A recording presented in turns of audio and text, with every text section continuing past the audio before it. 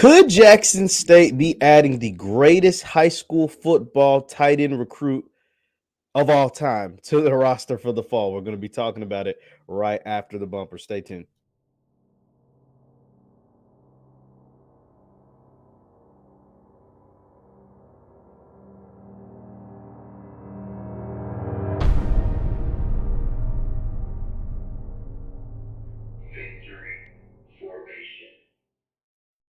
It's good people. My name is Jeff Lighty Jr. with the Black Boss Channel and Victory Formation. Thank you guys for tuning in. Be sure to hit the thumbs up button, like, share, subscribe, and the notification bell because we upload every single day. And I bring you right here on the Jeff Lighty Jr. YouTube channel all things HBCU football, all things, particularly the SWAC, but I'm starting to expand a little bit as well. Well, there was shout out to one of my Twitter followers who brought this to my attention, and he knew I would catch something if I watched the first 5 minutes of the latest episode of 21st and Prime. Shout out to Samad Drake. Samad Drake let me know. He said, hey, you need to go check out 21st and Prime, Deion Sanders, Coach Prime's podcast. And he's like, the first 5 minutes, you're going to catch something. You're going to catch something in those first 5 minutes. I was like, all right, let me go. Because I never really watched 21st and Prime. And I don't watch it very often.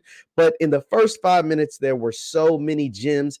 And one of those gems is potentially the highest graded tight end recruit in the history of high school football, as far as recruiting rankings go, could potentially end up at Jackson State. His name is Eric Gilbert. Eric Gilbert, who came out of the state of, I want to say he played high school football in Marietta, Georgia. He played high school football in Marietta, Georgia. He enrolled in 2020 to LSU. He played in 8 games at LSU and dominated, had a really good freshman season, but decided to transfer. We know LSU was going through some changes. They had a rough season. They ended up letting Ed Orgeron go this year after the end of this year, and he transferred to Georgia, but never saw the field. And let me just play for you what Coach Prime said in regards to recruiting one, and then Eric Gilbert. I think specifically, this is not me knowing any inside sources or anything, but what I think was about Eric Gilbert right here. So let me make sure you guys can see it. Let me pull that up. This is Coach Prime's show, 21st and Prime, and let's take a listen. Make sure, let me know if you can hear. Let me know if you can hear what he's saying. All right, fellas. I'll hit y'all back. That's how recruiting's been going for us, man. We've been getting calls from everybody named Mammy. Quavo called me last week with a tight end. I can't name the school because everybody would know. We put it out there. But the big time guys, man. Whoa! So there it is. There it happened so fast that you might not even caught it. Coach Prime says, "Man, that's how recruiting goes." Because he was on the phone. He said, "All right, I'll talk to y'all later." He hangs up and says, that's how recruiting goes for us because we can't recruit everywhere. Our budget is small, and we'll play that clip. He said our budget is small. It's only about $15,000 for traveling for recruiting. He said, but Quavo called me with the tight end. And I'm not going to say the school, but if I say Quavo, I say tight end, you guys can put 2 and 2 together.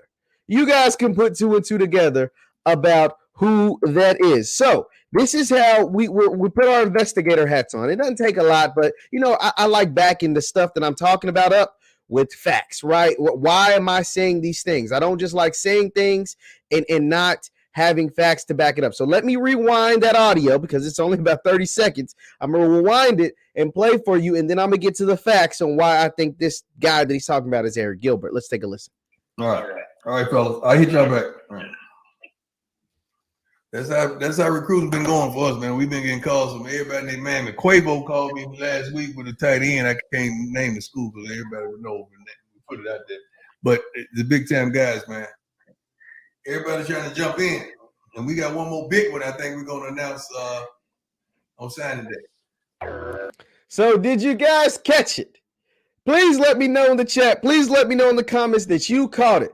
Quavo hit him up with a big-time tight end, and they're going to get one more big one come National Signing Day. Now, who that is, I don't know. I have no idea who that is. But let's get to the Quavo part, and then we'll dive back into Coach Prime in the show, the 21st and Prime. So let's go over to Mr. Quavo, his Instagram. Now, there was a college football team that recently won the College Football Playoff National Championship, and that college football team happens to go by the Georgia Bulldogs. It says national champions UGA, and this is Quavo photoshopping his face onto a Georgia player holding up the national championship trophy. Why does this matter? It doesn't really matter at all. Georgia, congratulations to them. They won the college football playoff, but we're not here to talk about Georgia. We're not here to even talk about FBS football. We're here to talk about Jackson State. We're here to talk about HBCU football. I just want to give you some more context to make sure we're building up to something. I promise you we're going to get there. So this is Quavo in Indianapolis when Georgia wins the national championship. You see he's happy, he's cheesing, he's smiling, he's loving every bit of it. Look at the ice. Look at him. Make sure you guys see the diamond grills. Look at the ice in Quavo's mouth, man. He's having a good old time. The championship game was played. Look at the ice, man. The championship game was played in Indianapolis. Quavo probably took the private jet up to Indianapolis to watch the Georgia Bulldogs bring home their first championship in 41 years, something like that, since Herschel Walker. So I think it was 31 years, their first championship in over 30 years. Quavo's hanging out with the Georgia faithful. He was in the locker room. That pack hit, the Bama pack. They, you know what I'm saying? They doing all this stuff. So why am I telling you all of this? So this lets you know that the Quavo ties to the University of Georgia run deep. The Quavo ties to the University of Georgia run deep. The Quavo ties to the University of Georgia run deep. So why does any of this matter? Well, it really doesn't, but I just want to let you know that Quavo is ultimately very much plugged in to what takes place at the University of Georgia. You see he's on the field. You see he's in the locker room. You see he's hanging out with the players. You see all of this stuff. Like this is what he does. He is a Georgia guy. He's from Atlanta. He loves the University of Georgia. So he's connected to that Georgia program. Why does any of this matter? Well, there was a young man by the name of Eric Gilbert. I'm going to show you Eric Gilbert's high school 24/7 profile. This was Eric's high school 24/7 profile. He was the number 1 tight end in the country. He was the number 5 player in the country. And he was the highest ranked tight end recruit in the history of recruiting services. Let me repeat that. He was the highest ranked tight end recruit in the history of recruiting services. The highest ranked tight end recruit, composite ranked number 5. He was the Georgia Gatorade Player of the Year as a tight end. He's 6'5", 250 pounds. 6'5", 250 pounds. This is his name. His name is Eric Gilbert. He was every kind of All-American in the history of the world. He, like I said, the highest ranked tight end recruit. So I'm showing you all this, all that says enrolled. He enrolled at LSU in 2020. Right after LSU won the national championship, he decided to go to LSU. And let's read about Mr. Eric Gilbert. He eventually, after his freshman year, he transferred from LSU and went to Georgia, where he was from. And let's read about Mr. Eric Gilbert. It says Kirby Smart updates the status of Eric Gilbert. Kirby Smart provided an update on Georgia wide receiver. When he got to Georgia, they converted him to wide receiver because they had the Brock Bowers kid who was a true freshman and probably the best tight end in the country. They had him. They had the big number 0. I can't think of his name. He was a really good tight end. So they transitioned. They need help at receiver. Georgia didn't have the most dynamic receivers, and they needed some help at the receiver position. So they transitioned him to the receiver position. It says Georgia has averaged 38 points per game. This article was written in October, by the way. Georgia's averaged 38 points per game on offense this season, though, through 7 games under the helm of offense coordinator Todd Monken, blah, blah, blah. That's without George Pickens, without JT Daniels, and without their starting right guard. And, of course, it has been without the most talked about offseason additions in the sport of college football, Eric Gilbert. Gilbert has been away from the team since the start of fall camp back in August, dealing with personal issues. Kirby Smart provided an update on Georgia wide receiver Eric Gilbert on Tuesday. And this was back in October. He says, quote, he still's continuing his journey and we're still staying in communication with him. Everyone is pulling for Eric Gilbert. Smart says Gilbert back in August Smart said of Gilbert back in August that Gilbert was dealing with some personal issues. Quote, Eric is dealing with some personal issues. We love him. Our thoughts and prayers are with him, and we hope to get him back soon. So that was the last we had heard about Eric Gilbert. But let me tell you why this matters if you're a JSU fan. Let me tell you why this matters if you're an HBCU fan. And let me tell you why this matters if you pay attention to football in the SWAC. It says in 8 games, this is when this young man was a true freshman.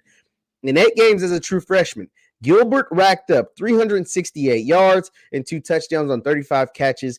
Gilbert's productions met the expectations of those who saw him coming out of high school. He was a very productive player in an LSU offense in the fall of 2020. This isn't the LSU offense that had Jamar Chase and that had Justin Jefferson and that had Joe Burrow. This was an LSU offense that was, subpar.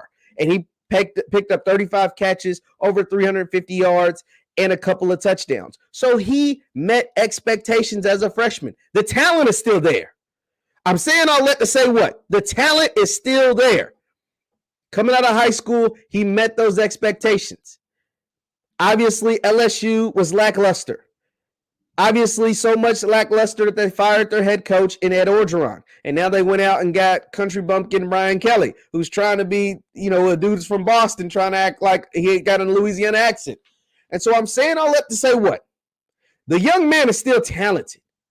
And if you heard Coach Prime in the first 30 seconds of his latest podcast that came out January 20th, let's just check the date on today. That's today.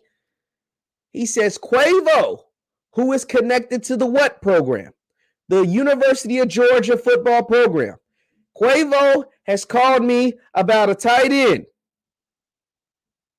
Quavo has called me about a tight end, trying to get him in here. Called me last week about a tight end. Now, what program would Quavo know about a pretty good tight end? I think it's the University of Georgia. So I'm not saying Eric Gilbert is going to be a member of Jackson State this fall. All I'm saying is that there's a potential that Eric Gilbert could be a part of Jackson State this fall. And hopefully I gave you adequate evidence to think possibly the same. So if we see Eric Gilbert on the sideline at 1400 Lynch Street down in Jackson, Mississippi, just know who told you first. That's all I ask, is just know who told you first. Let's listen one last time. And then we're going to listen a little more about Coach Prime and his recruiting strategy, because he talks about it here as well. Be sure to hit the thumbs up button, guys. Thumbs up, thumbs up, thumbs up. Thank you guys so much. But let's take a listen to Coach Prime once again, talking about Quavo hitting him up about a potential tight end recruit. Let's listen. All right, fellas. I'll hit y'all back. That's how recruiting been going for us, man. We've been getting calls from everybody named Mammy. Quavo called me last week with a tight end. I can't name the school because everybody would know. We put it out there. But the big time guys, man. Everybody's trying to jump in. And we got one more big one I think we're going to announce on signing day. Yo, nephew. Let me go ahead and cut the audio off when it comes to this music, because I don't want to get any copyright strikes. But Quavo called him last week about a potential tight end recruit. That should let you know a lot. like Coach Prime said a whole lot without saying a whole lot. Right there, he said a whole lot without saying a whole lot, and he is telling us that they have another big time recruit that is going to announce on National Signing Day, that they're going to announce on National Signing Day. Now, guys, we've been following who we think's committing, who could possibly commit. We've been right on some, we've been wrong on others. Hey, but it's really just a guessing game. I'm not Nostradamus, I'm not perfect, but the Eric Gilbert nugget, he just dangled that in front of us. That was easy for me to catch. As soon as I heard that, I was like, yo, Eric Gilbert. Oh, my God. Because I kind of knew the back history about Eric Gilbert not playing a snap for Georgia this year, having to step away from the team for personal reasons. I don't know what those personal reasons are, and I wish him the best. But as soon as he said a tight end recruit, Quavo, and called us, I was like, yo, that's Eric Gilbert. Yo, that could potentially, be the highest ranked tight end recruit in the history of the country, could potentially end up at 1400 Lynch Street. That was easy for me to spot. And you got to remember, they just brought in Brent Bartoloni, and Bartoloni runs a what? Air raid offense. Now, some people feel different, have different mixed feelings about Mr. Bartoloni, but bringing in that air raid offense, bringing in a guy like Eric Gilbert with the size and speed, we're talking about a 6'5", 250-pound tight end receiver, whatever, that runs a 4.6, and that is uber talented. The young man comes from the state of Georgia. Georgia is one of the best football states in the entire country. If he is able to end up on Jackson State, that is a weapon they just simply don't have. They have a ton of weapons. Travis Hunter, Malachi Wideman, Trevante Rucker, the two transfers from Indiana, Quay Davis, who I'm told is a beast. Y'all keep letting me know Quay Davis is that dude. Y'all keep telling me he's that dude, and I believe you. I have no reason not to. But they don't have a Eric Gilbert on the roster. Keith Mullins is good. Keith Mullins is really, really good. He ain't Eric Gilbert. Now, Eric Gilbert's got to get his mind right. Eric Gilbert's had to deal with those personal problems that are taking place, and hopefully all of that is fine and dandy. But Keith Mullins ain't Eric Gilbert. But let's continue. Let's listen some more, because the first 5 minutes of this podcast was really, really insightful. I don't know if we're going to listen to the entire 5 minutes, but it was very, very, very much insightful from 21st and Prime. And I don't even watch 21st and Prime that often. But, man, maybe I need to start, because they was dropping some nuggets, or at least Coach Prime was, and we're getting really, really close to signing day. And so that's probably why he had so much to say about recruiting. Let's take a listen. Man, Jamie Duke's wrong. We jumping right into it. You caught a little something. We put that on. That's a little bit of how the game works. Gilly and Wallow probably are my two best recruiters in the country. We get calls from everywhere kids want to go, and they fill in the Jackson. So it sounds like, I'm going to have to stop this periodically so we don't get a copyright strike, but it sounds like, that beginning nugget that we've listened to a couple of times already, that was potentially either Gilly and or Wallow. It was either Gillian or Wallow. It sounds like he'd taken that phone call from, and that's why he gave him a little shout out, saying Gillian and Wallow are two of our best recruiters in the country. And we've seen Gillian and Wallow on at a few games at Jackson State on the sideline. Hell, even Gilly got a penalty at the Orange Blossom Classic last season, so that was also pretty funny to watch. But let's continue to listen. They feeling what we're doing. They want to continue to sit up, because that's we're trending up right now. Absolutely. And this is, I think, the last recruiting weekend is next weekend. So you got to bring those last guys in that you want to impress, that you want to influence, that you want to guide to the next level. So the next weekend is it. And that's big, because he's right. Signing day is February 2nd. So you got this weekend for official visits. I know, shout out to Grambling. They've been really helpful with me. I know they had some official visits this weekend. It's the same at Jackson State. It's the same at FAMU. It's the same at Southern. It's the same at Mississippi Valley. It's the same at all of them. You got official visits this weekend. Last weekend, like he said, is the last official recruiting weekend. Some of the top players are at some of these last all-star games, like the Polynesian Bowl. We know Kevin Coleman, Harold Perkins, Travis Hunter, Shamar Stewart.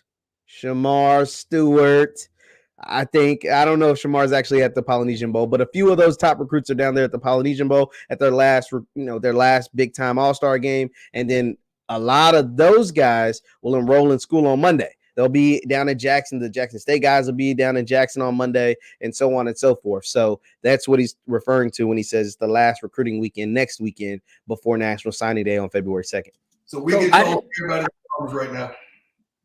I didn't know that's how it happened. Is that how it happens? They hand deliver them to you and they ask, or is this is this a Jackson State privilege? Now, Coach Prime, we give Coach Prime a lot of props, but he damn sure knows what he's doing.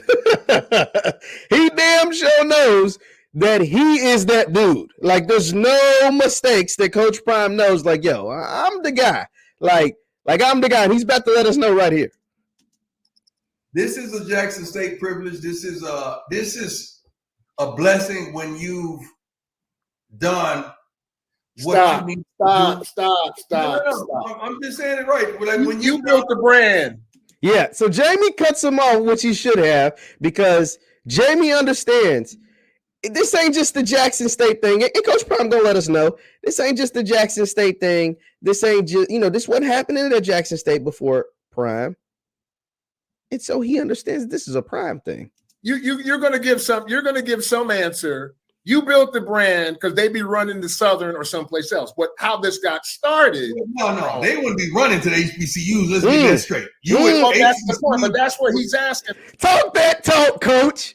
Talk that talk. Y'all know I'm about uplifting all the HBCUs. Y'all know I love talking about Southern. I just had Jatari Carter on our platform earlier today. Y'all know I love talking about everybody else besides Jackson State. Grambling, Valley, all these guys are welcome to come on.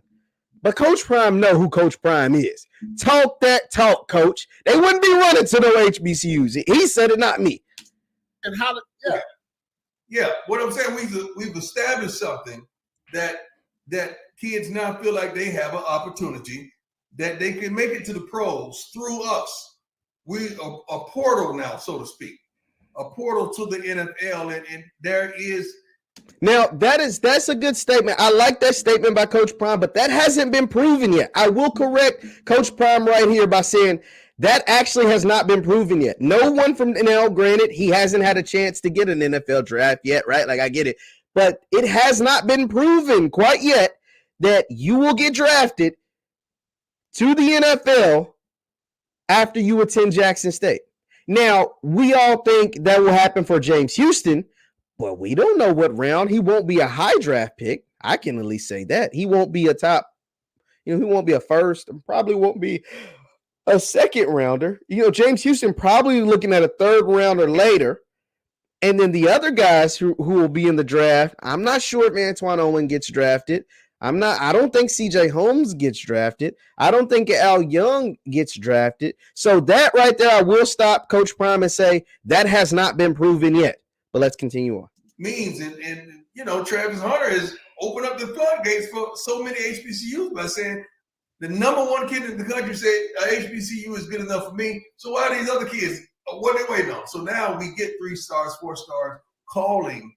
Now, that is very true. He's right about that. Travis Hunter did do something special. He definitely opened up the floodgates, and he opened up a lot of kids' eyes. Hell, the kids have admitted that. Like, they've even admitted, guys like, Kevin Coleman and others have admitted, yeah, what Travis did opened my eyes and somewhat made it cool for us to pick HBCUs, or at least allow us to know that as a viable option. Us, because we can't recruit everywhere. We don't have the resources to recruit everywhere. I think, the travel budget is like $15,000. We got that in the pocket for the travel budget for coaches to recruit, and our whole budget to facilitate, I think, is only like $3 million. Now that's big. The travel budget for recruiting is only $15,000. That's pretty big because that ain't too much of that. That's a drop in the bucket. That ain't too much of nothing, especially when you're recruiting like Jackson State. See, a lot of HBCUs in the past recruited locally, right? Mississippi, might shoot over to Texas, might shoot down there to Florida. You know what I'm saying? But you really stayed right in that area. Jackson State, and especially Grambling. I mean, the G-men. I shout out to the G-men because I gotta bring them up on this part. These folks are recruiting nationally. Grambling's got a pipeline of Southern California like no other. To California. They're the West Coast G-men over there. Shout out to Hugh Jackson. And Jackson State pulling cats from everywhere. So to go out and get these guys from all across the country coming from Jackson, Mississippi, it's pretty impressive when you're only working with a $15,000 traveling budget.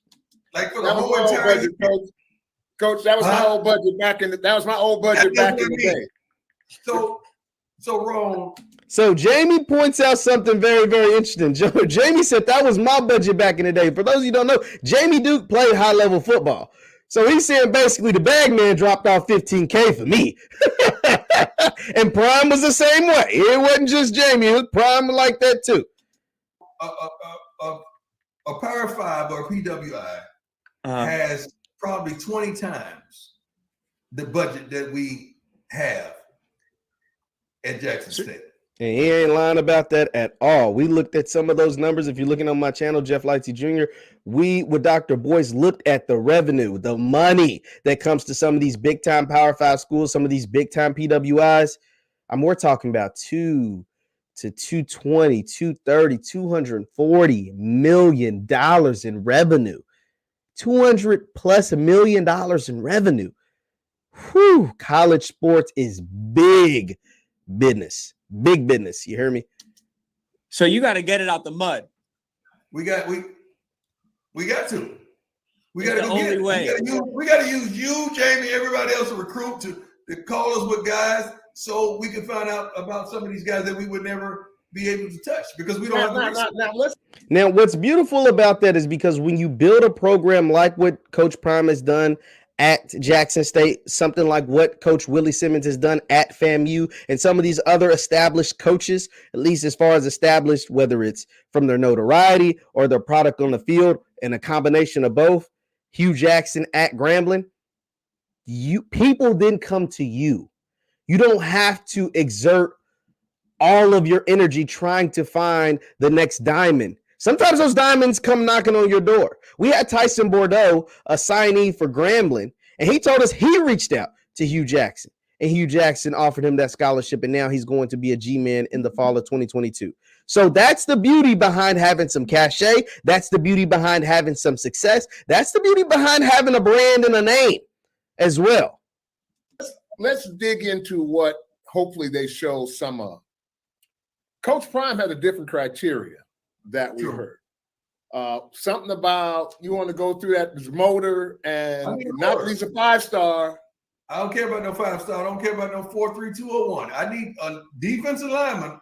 Gotta want it. Like he has to have a motor. You know how I just got the Belgian Mountain Wild. You know, new dog. Yeah, so he kind of goes into like what he looks for as far in a dog and the dogs that he's bringing into Jackson. So, I mean, that, y'all, it is, I mean, the SWAC, this is top tier football, guys. And don't forget, Hugh Jackson and Grambling, they told me they're dropping an announcement this week. I mean, the week's almost over. Don't bite my head off if it doesn't come out, because this is just what I was told. I was passing along information that I was told. You got Coach Prime saying he's going to have another big time signing come signing day and potentially could bring in former 5-star Eric Gilbert. I mean, I'm just reading the tea leaves. This is no insider information, but this is going to be one heck of a signing day. I'm not even going to get into like the spring season yet, like spring football and then the fall. I'm just talking about leading up to signing day. I seen Grambling got a transfer from Arkansas. Like, it's so much going on every single day. FAMU's loading up the boats. Southern's got a guy playing in the Senior Bowl. Be sure to check out my interview with Jatire Carter as well. He's playing in the Senior Bowl. Like, we got the Legacy Bowl we'll talk about. We've got the HBCU Combine that we'll cover. There's so much going on. And if you've never been a fan of HBCU football, now is the time to be a fan. It is beautiful. It is a beautiful thing to see. But Coach Prime is the person leading the way. I'm not even going to fake the funk. Deion Sanders, Coach Prime is the one leading the way. Thank you guys for tuning in. My name is Jeff Lightsey Jr. with the Black Boss Channel and Victory Formation. You can subscribe to the Black Boss Channel and my YouTube channel, Jeff Lightsey Jr., for all things HBCU sports. And you can follow me on Instagram and Twitter, where I catch a lot of these different things on my Instagram at JLightsey7, on my Twitter at JLightsey7.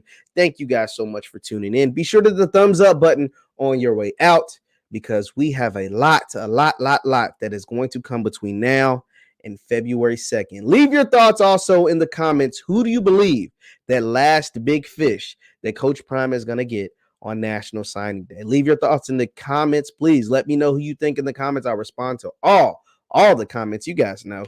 Thank you guys once again. My name is Jeff Lightsey Jr. Hit the thumbs up button on your way out, and peace.